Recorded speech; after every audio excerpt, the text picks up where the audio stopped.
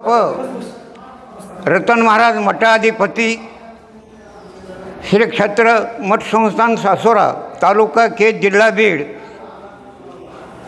मी या मठाला आणि रुजू झाल्याची माहिती देतो की एकनाथ महाराजांचा त्या ठिकाणी अंत झाला, त्यावेळेस त्या ठिकाणी मी येऊन त्या ठिकाणी त्यांचा आधी अंतविधी संपूर्ण पार पाडला। सर्व कार्यक्रम त्यांचे त्या ठिकाणी अंतविधीचे माझ्या हस्ते झाले। नंतर त्या ठिकाणी मी त्यांच्या सुरुवातीला पुण्यतिथीची त्यांची सुरुवात केली। नंतर पुढे त्या ठिकाणी दिंडी मार्ग काढला, दिंडी त्या ठिकाणी पालखी सोहळा तयार केला। तिथून पुढे त्या ठिकाणी आणि मी त्या ठिकाणी मठाची बांधकामाची सुरुवात केली। अगोदर त्यांची समाधी बांधली, समाधीला बांधलेली नव्हती, समाधीचं काम केलं। समाधीचं काम करून मठाचा पाया तयार केला। मठाचा पाया तयार करून त्या ठिकाणी तीन मजली इमारत त्या ठिकाणी सासोरा येथे मठाची बांधून काढलेली आहे। तेव्हा या इमारतीला त्या ठिकाणी कोणीही देणगी त्या ठिकाणी दिली नाही आणि मीही कोणाला देणगी मागितली नाही। मग ह्या मठाला त्या ठिकाणी प्रत्येक गावगावच्या लोकांनी साहित्य रूपानं त्या ठिकाणी आणि बांधकामासाठी आणि साहित्य रूपाने सिमेंट, चुना, वाळू वगैरे वगैरे अशा सर्व वस्तू पुरवून मठाचं बांधकाम करीत आलो मी आजपर्यंत दैनंदिन कार्यक्रम त्यांचे वार्षिक नियमाप्रमाणे आणि चालू आहेत। भजन, कीर्तन, पुण्यतिथी, दिंडी सोहळा नेमानं चालत आलेला आहे। त्यामुळे त्या ठिकाणी या पूर्ण बीड जिल्ह्यामध्ये माझे त्या ठिकाणी 77 शिष्यमंडळ आहे। तेव्हा या शिष्यमंडळाला मी त्या ठिकाणी सेवा करून मोठ्या प्रेमानं त्या ठिकाणी त्यांना आणि बोध केलेला आहे, ज्ञान दिलेलं आहे, शिकवणी दिलेली आहे। त्यांच्या आचरणामध्ये बदल करून त्या ठिकाणी आणि शुद्ध आचरण करायला लावून त्या ठिकाणी शिष्यमंडळी तयार केलेली आहे। पण सर्व शिष्यमंडळींनी त्या ठिकाणी ग्रस्ताश्रम स्वीकारल्यामुळे मला या मठाच्या सेवेसाठी आणि ब्रह्मचर्याची गादी असल्यामुळे ब्रह्मचारी त्या ठिकाणी मला पाहिजे असा ब्रह्मचर्याचा शोध केला, तरी मला बिगिनी शोध लागेना। तेव्हा त्या ठिकाणी केशव त्या ठिकाणी नाथराव गीते नंदागौड तालुका परळी जिल्हा बीड हा त्या ठिकाणी शिष्य सर्व लोकांनी त्या ठिकाणी तयार करून त्या ठिकाणी माझ्याकडे घेऊन आले। हा शिष्य तुम्ही घेतला पाहिजे, हाच शिष्य त्या ठिकाणी ब्रह्मचारी राहील म्हणतो। म्हणून त्या ठिकाणी त्या शिष्याकडून मी त्या ठिकाणी 100 रुपयाच्या स्टॅम्पवर त्या ठिकाणी नियमावली लिहून घेतलेली आहे। त्या नियमावली बरेच नियम त्या ठिकाणी मठाचे आहेत। मी जसे नियम पाळले त्याच नियमाची नियमावली मी त्याच्याकडे लिहून दिली, तरी त्या ठिकाणी ती नियमावली त्या ठिकाणी मला आजपर्यंत दाखवली नाही आणि या नियमावलीप्रमाणे त्यानं आचरण केलं नाही।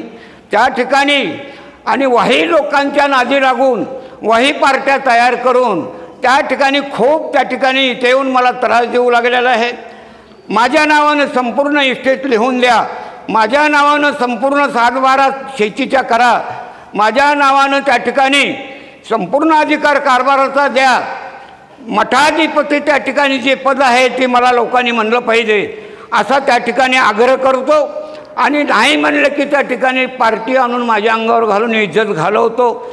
बरेच त्या ठिकाणी तक्रारी अर्ज त्या ठिकाणी अधिकारी लोकांकडे त्या ठिकाणी त्याने दाखल केलेले आहेत, पण अधिकारी लोकांनी माझ्यावर कृपा केलेली आहे। तेव्हा त्या ठिकाणी आणि पुन्हा काही वाही त्या ठिकाणी बोलू लागलेला आहे, वाईट त्या ठिकाणी शब्द वापरतो। मसाल जोगला जी प्रकरण झालं सरपंचाचं, तीच गत तुझी करून देईन, नाही तो लिहून दे, अशा प्रकारची धमकी देतो। घरात येऊन लोक नसताना, कुणी पाहिलं नसताना अशा प्रकारचा त्रास देऊ लागला आहे। माझा जीव त्या ठिकाणी नरडीला आलेला आहे, माझं अन्न पाणी 2 वर्षापासून वर्ज झालेलं आहे। मी नुसता दुधावर जगलेलो आहे, तरी इथं त्या ठिकाणी बीडमध्ये तो आज आणि उपोषण करण्यासाठी बाया घेऊन बसलेला आहे।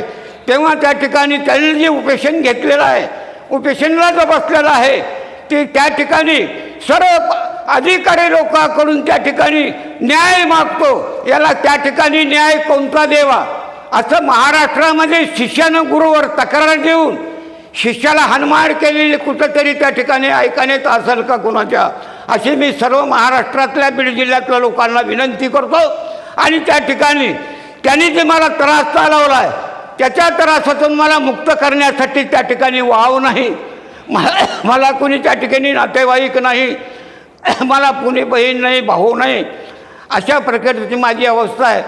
तेव्हा त्या ठिकाणी गावकरी मंडळी सासुरा चांगले गावकरी मंडळीला त्या ठिकाणी धमक्या देते ते पार्टीवाले लोक. त्यांनी जी पार्टी तयार केली ती पार्टी त्या ठिकाणी अशी जबर आहे, त्यांच्याकडे सर्व व्यसन आहेत. अशा प्रकारे मला त्रास देऊन त्या ठिकाणी मठाच्या बाहेर निघ म्हणतो, तू इथं राहू नको. मी त्या मठाचा त्या ठिकाणी आणि राहिल्यापासून संपूर्ण त्या ठिकाणी आणि त्या मठाचा त्या ठिकाणी आणि जो व्यापार केला आजपर्यंत कोणाला पट्टी करायला लावली नाही, कोणाला तर त्या ठिकाणी देणगी म्हणून जर कोणी काही दिलं असेल तर त्याचे हिशेब शासनाला त्या ठिकाणी आजपर्यंत मी दाखल केलेले आहे. शासनाचा त्या ठिकाणी माझ्यावर कसल्याच प्रकारचा त्या ठिकाणी आणि वाद नाही किंवा शासनानं त्या ठिकाणी कसल्याच प्रकारचं त्या ठिकाणी मला आजपर्यंत काही त्रास दिलेला नाही. आणि माझं जे रेकॉर्ड आहे मठाचं ते त्या ठिकाणी आपल्या बीड जिल्ह्यामध्ये नंबर 1 त्या ठिकाणी लिहून ठेवलेला आहे. आजपर्यंत हिशेब संपूर्ण दाखल केलेला आहे. माझा जो सचिव आहे तो बिनपगारीची त्या ठिकाणी आजपर्यंत तो सेवा करीत आलेला आहे. आणि त्या ठिकाणी त्याला धमकी देतात, त्याला त्या ठिकाणी दाब देतात आणि काही वाईट बोलतात आणि त्या ठिकाणी तो राजीनामा दे म्हणतात. मग राजीनामा त्या ठिकाणी त्याचा घ्यायचा कुणाच्या शोधीन आहे, माझ्या शोधीन आहे. आणि माझ्या शोधीन नसताना त्या ठिकाणी शासनाच्या शोधीन आहे. शासनानं परवानगी दिल्याशिवाय आणि माझ्या सचिवाचा राजीनामा त्या ठिकाणी मला देता येत नाही. म्हणून करता त्या ठिकाणी मला जास्त त्रास होऊ लागलेला आहे. तरी त्या ठिकाणी माझी संपूर्ण बीड जिल्ह्यामधील सर्व मंडळींना लहान थोरांना माझी विनंती आहे की मी जाती धर्म पाळलेला नाही, सर्व जातीची मी सेवा करीत आलेलो आहे. माझी शिष्य ब्राह्मणाचे आहेत, चांबाराचे आहेत, कुंभाराचे आहेत, महाराजाचे आहेत, मांगाचे आहेत, वंधाऱ्याचे आहेत, मराठ्याचे आहेत. असं शिष्यमंडळ त्या ठिकाणी मी जातीभेद आजपर्यंत कसलाच बाळगलेला नाही. आणि त्या ठिकाणी अशा प्रकारचं त्या ठिकाणी तो त्रास देऊ लागलेला आहे. तरी त्या त्रासातून मला त्या ठिकाणी संपूर्ण बीड जिल्ह्यातल्या मंडळीला माझी विनंती आहे, माझं त्या ठिकाणी जीव बचवण्याचा प्रयत्न करावा. तो त्या ठिकाणी काहीही बोलून त्या ठिकाणी तो केल्याशिवाय राहणार नाही.